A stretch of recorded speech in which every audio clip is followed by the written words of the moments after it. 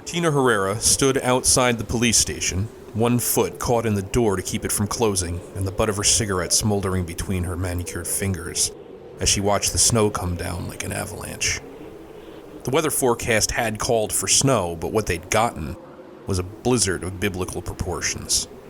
She couldn't see across to the other side of the street through the blinding plane of white. It had been 12 hours since the radio had declared a state of emergency, warning people to stay indoors, and it didn't look like she'd be going home anytime soon. The sun had already risen, but night blended seamlessly into day in the grip of the terrible storm.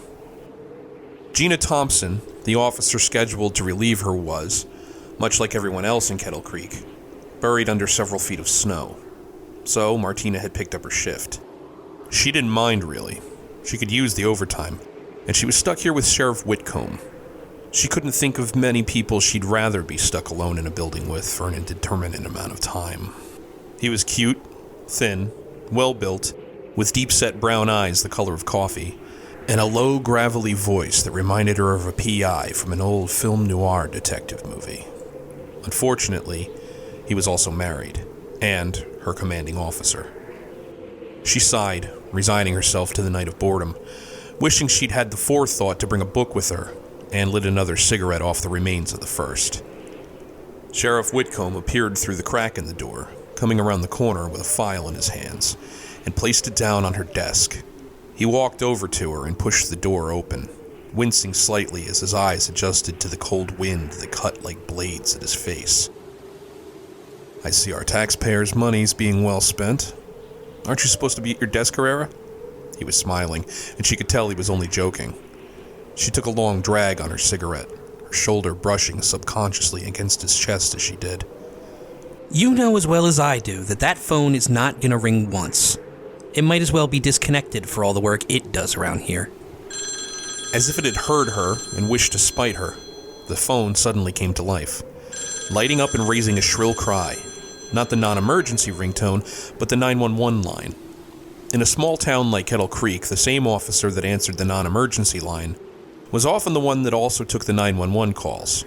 For a moment, she froze, thinking she'd imagined it or had somehow incited the sound with her words. Coming to her senses, she flicked the cigarette deep into the blinding white and barreled into the room. Kettle Creek Police Department, what's your emergency? The phone crackled in her ear. The connection was bad. For a moment, she thought no one was going to be able to get through. But then she heard a distant voice. Female. It sounded like it was coming from the other end of a long hallway. "We need help. It's somewhere..." Ma'am? She said. I need you to speak slowly and calmly. I can barely hear you. Static. Shit. She was going to lose the call. Ma'am, can you hear me? She asked. More static. It was as though the wall of snow outside was a barrier between her and the weak voice somewhere in that ocean of noise. Ma'am, can you... She was suddenly cut off as the voice came back, stronger this time, and from somewhere in the back of her mind she imagined a hand thrusting up from below a frozen lake. "There was so much blood. We need help." Blood? There was panic in that voice. What the hell was going on? She kept her nerve, stopping the fear from rising into her voice, but only just. Ma'am, where are you? "We're trapped inside the Kettle Creek High School. I think something is hunting us. It killed me." That wall of static again, but at least now she knew where the woman was. If you can hear me, I need you to listen to me very carefully. The storm is really bad outside. No one can get through the streets like this. I know you have an emergency, but it may be some time before we can get to you. But we will be sending help. Get to a safe place and stay there. Lock yourself in if you can. She listened for a response. Just static. Then... "Mechanical insects." Had she heard that right? Mechanical insects? Just what the hell was going on out there? Ma'am? She said into the receiver. Ma'am, can you hear me? What did you say? Only static answered her. Ma'am? Static. Then, after a moment, something much worse. Silence. The line had finally died. Sheriff Whitcomb looked at her with concern as she put the receiver down. The wall of static and snow closed in between her and those lost people, slicing the world in two. Martina had never considered herself a superstitious woman, but the feeling of foreboding that gripped her then could only be described in one way: dread. Below them, something horrible stirred, on the verge of waking, and the very earth shuddered in fear of its arrival.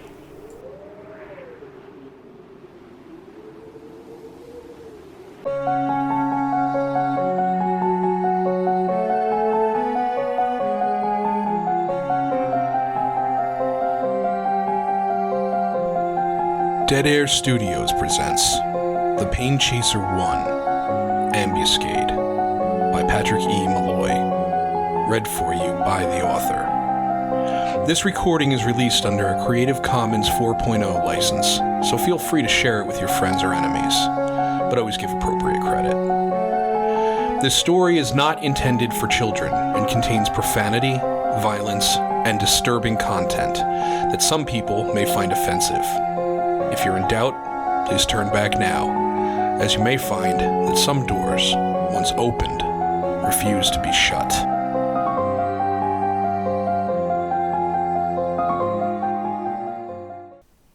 One.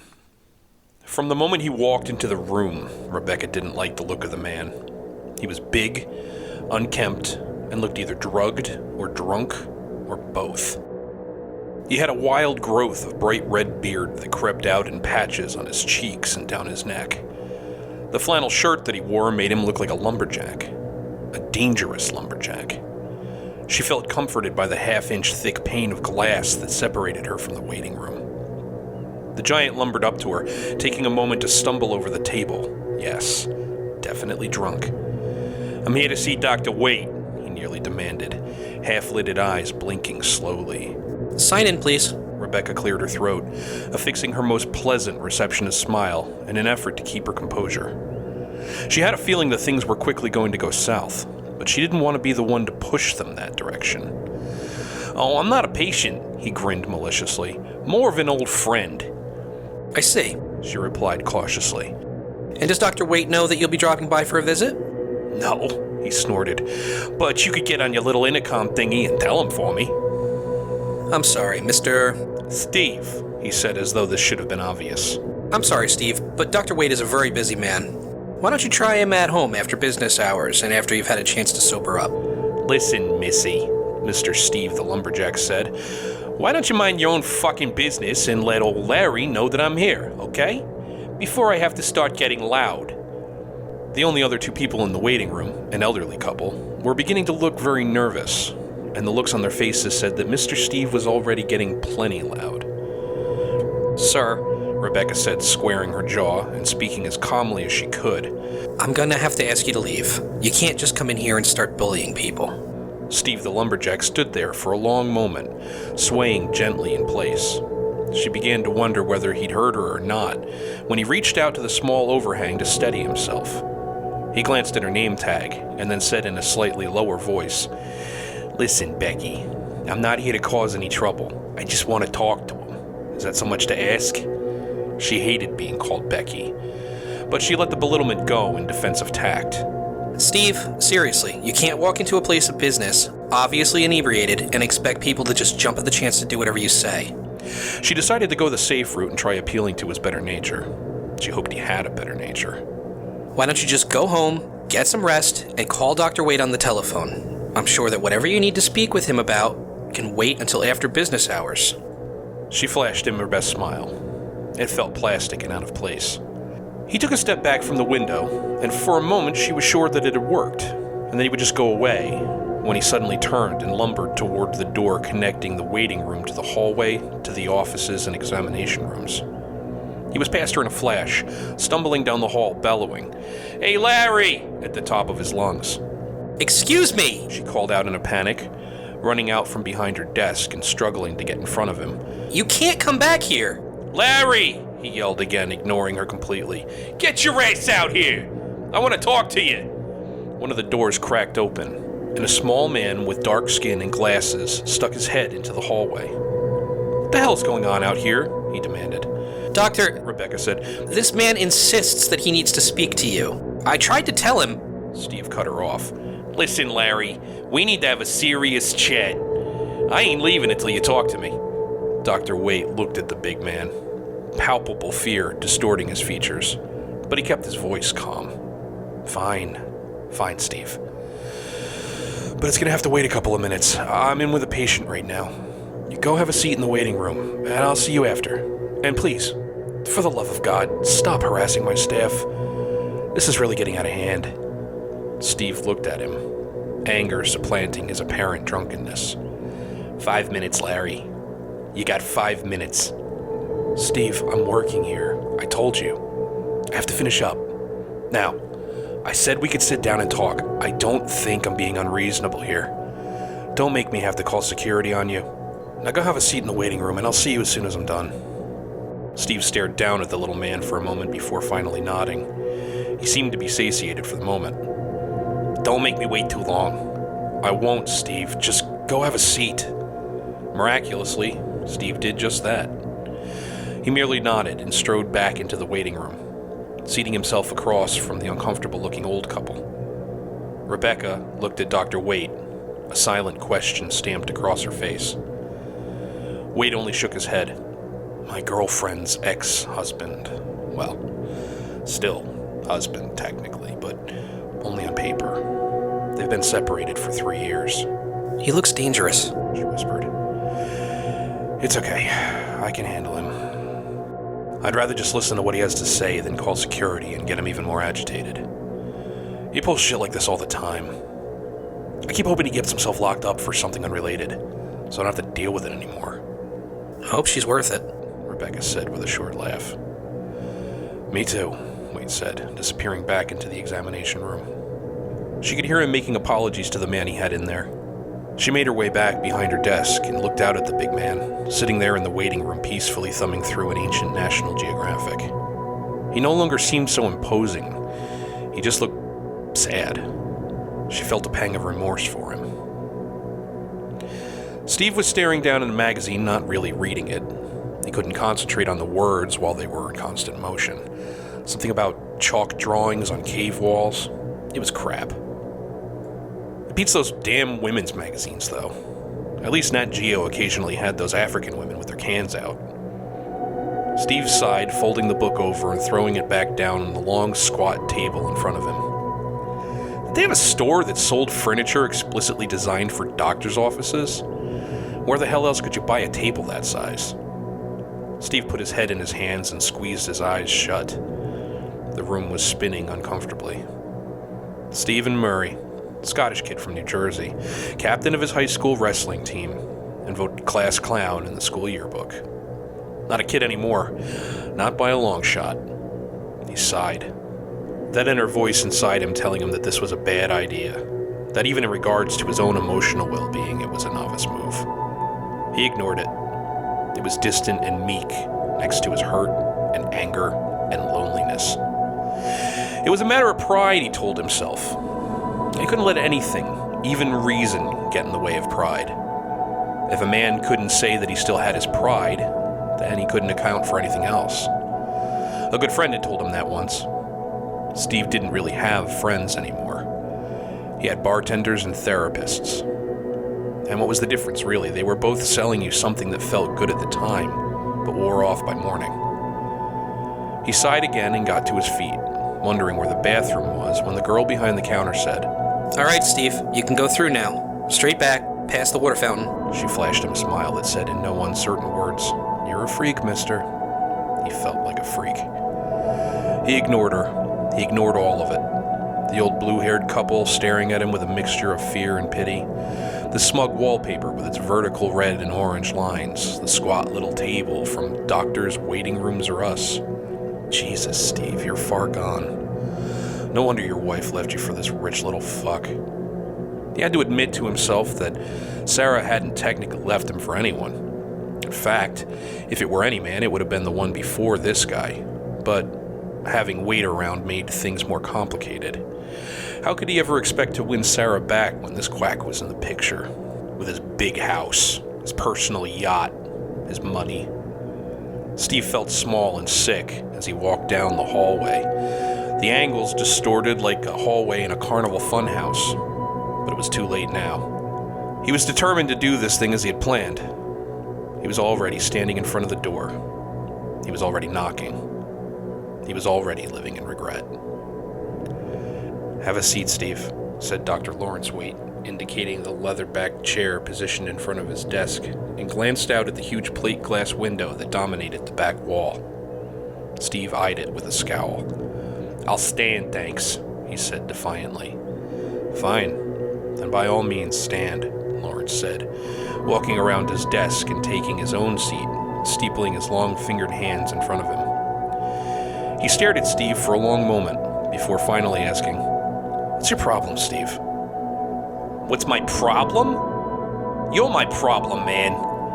Your money and your luxury houses and your big, thick boats." He swayed, placing his hand on the desk in front of him to steady himself. "You think you're such a big shot because you got some fancy PhD hanging on your wall and some little slut just out of high school answering your phone for you. Steve, you're drunk. Why don't you just go home and get some sleep?" "Fuck you, man.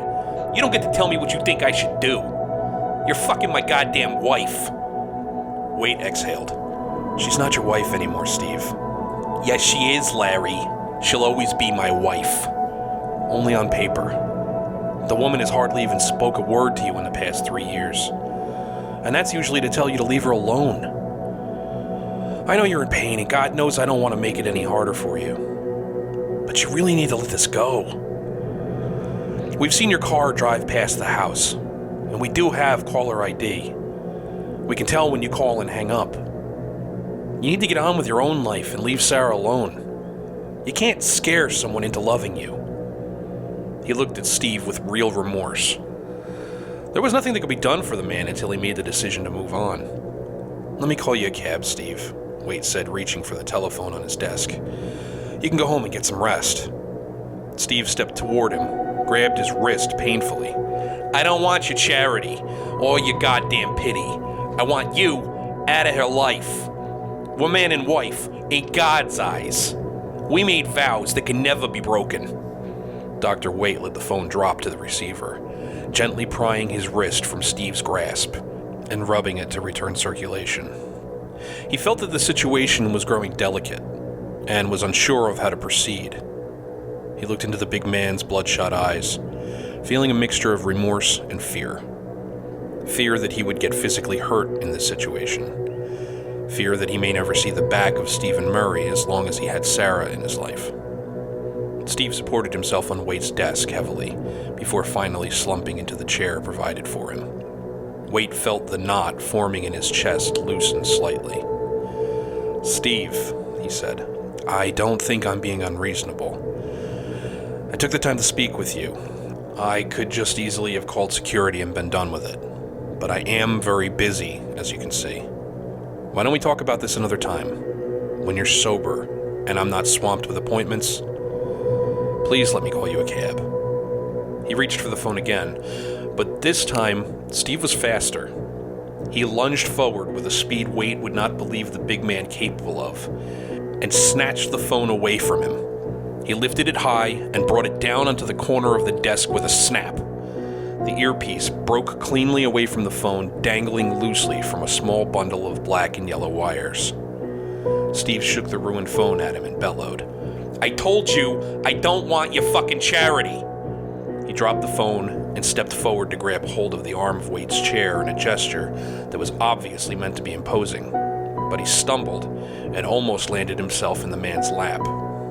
It might even have been humorous in another time and place. Steve brought his face down inches from Waite's own and snarled at him, eyes not quite focusing. Waite could smell the booze on him. He was really loaded. "Do you realize how easily I could just simply pick you up and toss you through that window, you little prick? How easily I could just end your worthless life, you little wife-stealing fuck?" Waite kicked backward, toppling the chair, spilling himself onto the floor and snaking away on his hands and knees, terrified that Steve would advance on him. Instead, Steve roared, his shoulders slumped in an animalistic posture. He looked like a gorilla. He grabbed the first thing he saw on the desk, a coffee mug, and hurled it at the wall. It exploded in a firework of ceramic shards. "Steve!" Waite yelled from where he sat on the floor. "Calm the fuck down, man!" "Calm down? You telling me to calm down?" Steve roared at him. "You have everything.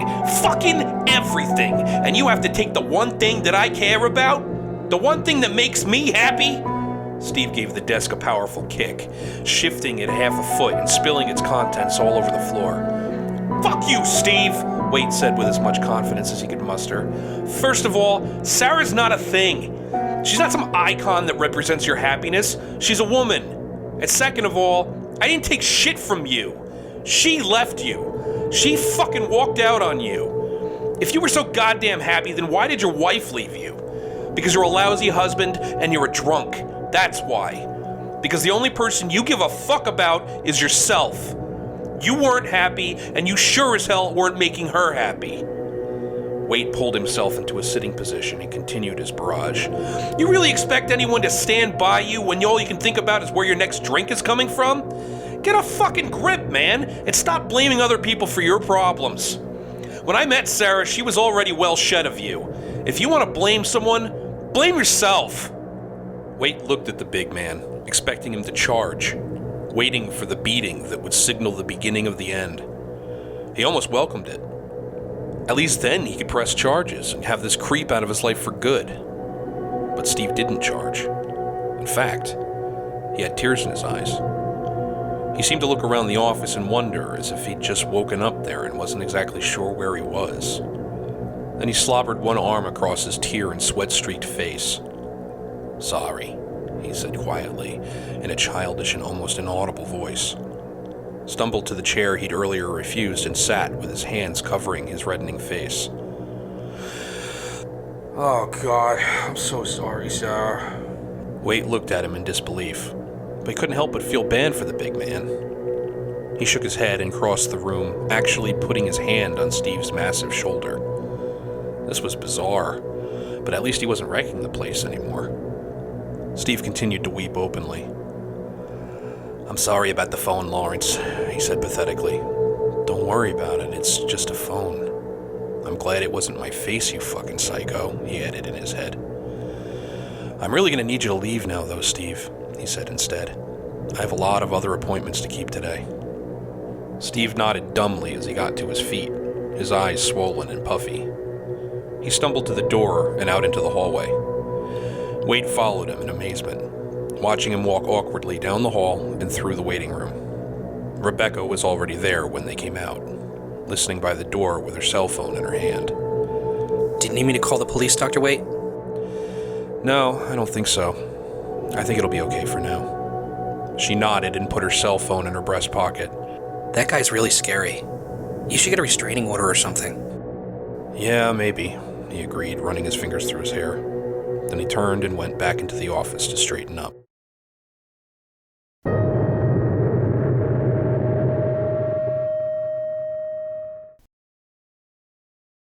Annie Bauman lay on her bed relaxing. She was stressed out. But if yoga class had taught her anything, it was how to separate herself from her stress. She wore a simple white tank top and cotton panties, digging the toes of her bare feet into the crushed velvet of her bedspread, loving the way it felt on the soles of her feet and against the back of her bare arms. The television in front of her played some old sci-fi movie, but she turned the sound off and put the subtitles on. Instead, she listened to a tape recording of a thunderstorm. The sound of rain had always helped her to relax when she felt stressed like this. Something about being cold and rainy outside made it feel warm and dry inside. She closed her eyes and smiled. She only needed one more thing. Reaching over to the side of the bed, she retrieved a small wooden box. Inside the box was a small glass pipe, a big lighter, and a small bag of pot.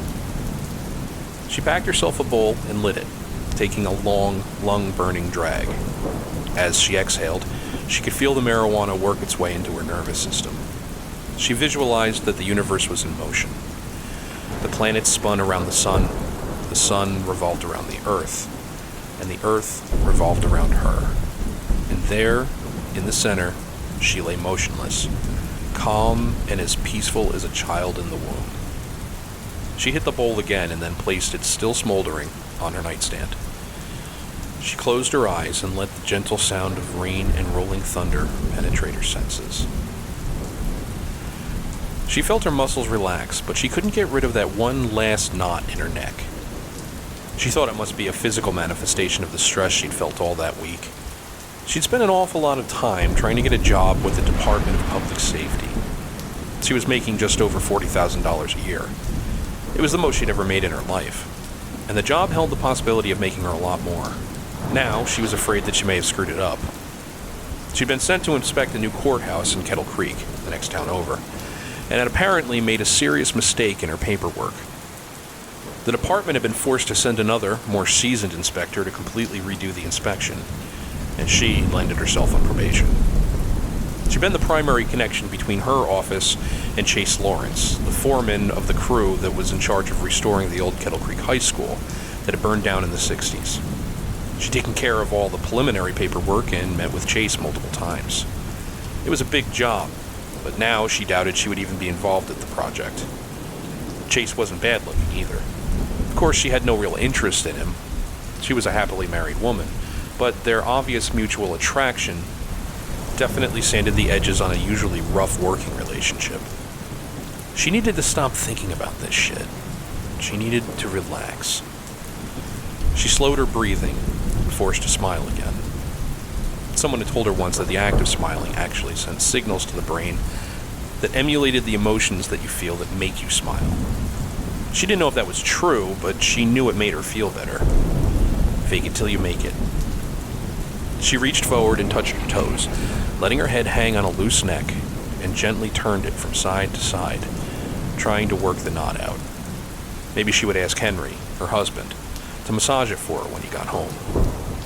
She ran her fingers up the gentle slope of her legs, feeling the smooth flesh, that one slightly stubbly area just below her kneecaps that was impossibly difficult to shave, up along her thighs, and to the hem of her panties. She imagined they were Henry's hands. A good fuck would undoubtedly help her relax. She rolled onto her side, taking her pipe from the nightstand and taking another hit. Okay, now things were getting groovy. She felt tingly, and a little hungry, and very horny. She got up and crossed the room, looking through her CDs for something to listen to. Pink Floyd. Yes, perfect. She laid back down and let Roger Waters' strangely hypnotic voice take her back to the laser light show that Henry had taken her to on one of their first dates. Her fingers slowly inched their way up her inner thigh to the throbbing cleft of her pussy, just as Henry's had done all those years ago. She couldn't believe how turned on she was. "Mother, do you think they'll drop the bomb?" Roger called from the stereo and from somewhere deep inside her head. "Mother, do you think they'll like this song?" Her fingers found their way into her waistband and felt the waiting wetness there. "Mother, do you think they'll try to break my balls?" She worked harder, faster, feeling the pressure building in her stomach, remembering the first time she and Henry had made love. "Ooh, mother, should I build the wall?" She was asleep before the end of the verse. She woke to the sound of the bedroom door opening and Henry stepping into the room. She sat up and beamed at him. He looked tired, but he grinned back. Henry was a high school English teacher and part-time science fiction writer. He hadn't published anything significant yet, just some short stories in some sci-fi magazines and one that had been featured on an internet fiction podcast. When he wasn't teaching it, he was writing it. He even spent an hour out of every day writing in a journal to keep his art at its sharpest. They had an entire bookshelf dedicated to his random musings. "What's up, gorgeous?" he asked her. Nothing. She said in a childlike tone. Just lying here, listening to Floyd and waiting for my man. He came over and sat on their bed, kissing her on the tip of the nose. She scrunched up her face in a way that he told her made him think of a rabbit. Little Rabbit, he sometimes called her. How was work, babe? She asked. "It's work," he said, pulling her onto his lap. He smiled, running his hands down her legs. "Oh, you shaved for me." Mm-hmm, she said, nodding. He rolled her onto her back, kissing her. Just let me change into something more comfortable. Okay. He went to the closet and pulled out a pair of sweatpants that served him as pajamas and swapped them for his trousers. It was only 4 in the afternoon, but if they were going to be lazing around in bed, he wanted to be comfortable. She took the pipe from the nightstand again, using her lighter to bring it back to life, and drew on it deeply. You want a hit, baby? She asked. Sure, he said, and took the pipe from her. Would you mind rubbing my neck and back a little, hon? There's a knot I can't get rid of. Sure, he said, sitting on the bed behind her and kissing the nape of her neck. You stressed out, little rabbit? She smiled at that. Yeah, just work stuff. He began massaging her with his strong hands, his thumbs working deeply into the muscles where she couldn't reach. He always seemed to know just how she wanted him to touch her. He was the same way as a lover. They'd always had that kind of connection. Tell me about it, he invited. Well, She said and lowered her chin into her chest. do you remember the thing I told you about the other day with the paperwork mess up? Yeah, he said. Well, Ken put me on probation for it, and now it doesn't even look like I'm going to be able to be a part of that project over at Kettle Creek High. He says it's not a personal thing. They just want to make sure I know how to fill out the forms better before they put me on such a big job. It's bullshit. I've been on that project since the beginning. Ken Shaker was the fire inspection supervisor at her office. He was the sort of boss that came off as an all-around nice guy at first, but his affiliation was purely political. If it suited him or the department, he was behind it. He wasn't known for giving many second chances. As long as you could make him and his outfit look good, he was your best friend. Whatever, Henry laughed. You're probably better off not having to go into Kettle Creek anyway. Why? She asked. Well, you know, he shrugged. No, I really don't. Is it a bad area or something? No, he said. There really aren't enough people in town for it to be a bad area. Then what? She asked. You mean you really don't know? She turned around to look at him. Know what, Henry? You grew up around here.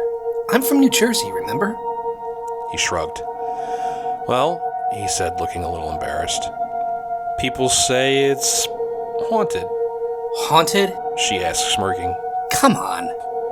All right, look, he said, moving down to her lower back. All I know is there's a lot of weird shit that happened there back in the 60s. And that high school that your department is talking about, it didn't just burn down. Someone torched it. No shit? She asked, looking back at him again. No shit, he said seriously. Why didn't you tell me about that when I first told you about the job? Well, I know how you feel about fire and all. Yeah. She said, biting her lip. Anyway, it's a ghost town now. Hardly anyone lives there anymore. Though I guess you're trying to get people to start populating it again, right? I mean, why else would they have rebuilt the high school? She knew there'd been a fire, and that the new structure was supposed to be more stable than the old one. But she had no idea that the place had been abandoned since the 60s. You don't honestly believe it's haunted, do you? She asked him. Well, you know I don't believe in ghosts. But I can honestly say I believe something weird must have happened there. Really? She asked. Yeah. When I was a kid, me and a couple of my friends went up to the high school. The only part of it that was safe was the foundation. But you could still get in through the basement and stuff. Did you see anything down there? See? No. But you could feel it. I know it sounds dumb, but you know that feeling you get when someone's watching you? Like paranoia? Yeah. She said. Well, it's like that. Only there's something else to it, too. Almost like a heartbeat or a throbbing. It filled the air, made your eyes water, your gums itch. So what happened? Nothing, he shrugged. We got the fuck out of there. That's it? That's it. Trust me, that's enough. I can't even tell you how creepy it was. Like there was something alive down there. He felt her shiver and put his arms around her. Hey, but we were kids, babe. Really, I'm sure I imagined it. Nothing to get your dander up over, little rabbit. She leaned back in his arms and sighed. I guess so. He kissed the back of her neck gently again, sliding his hands down to sit on her ribcage. How's the neck doing? He asked her. She experimentally turned it from side to side. A little better, maybe. She said. Good, he said, kissing the crook of her neck and shoulder. She moaned and leaned against him, putting her hands over his. He slid them under her shirt, making a diamond on her tummy, and then slid them up to cup the globes of her breasts. Her nipples grew hard at his touch, and she spun in his lap to face him. She took off her shirt and tossed it aside, kissing him full on the mouth, tongue twisting into his and tits squashing against his chest. I love you, she whispered against his ear, and lowered herself down, lowering his pants. I love you too, he said, grinning, scooting back to accommodate her. As soon as it was out, his stiff cock disappeared into her mouth. She knew that this was the easiest way to get him off, but she had different plans for him. After about a minute of going down on him, she looked up at him, smiling. I want you to fuck me, Henry, she said, gently stroking his cock as it pressed into the valley between her breasts. I've been thinking about you all day. Yes, ma'am, he said with a mock salute, and reached into the nightstand drawer for a condom. As he brought it out, she caught his wrist. No condom, she said. I want to try again. But with the crap you're dealing with at work, sweetie, do you really think... I want a baby, Henry. I want your baby, she said, love and pleading in her eyes. I want to try again. How could you say no to that face? Henry threw the condom aside, and they tried again. If you're listening to this on YouTube, please like and subscribe. And if you like what you've heard so far, please consider supporting my Patreon. I try to do this for free, but I do have to support myself somehow. Also, physical copies of my books are available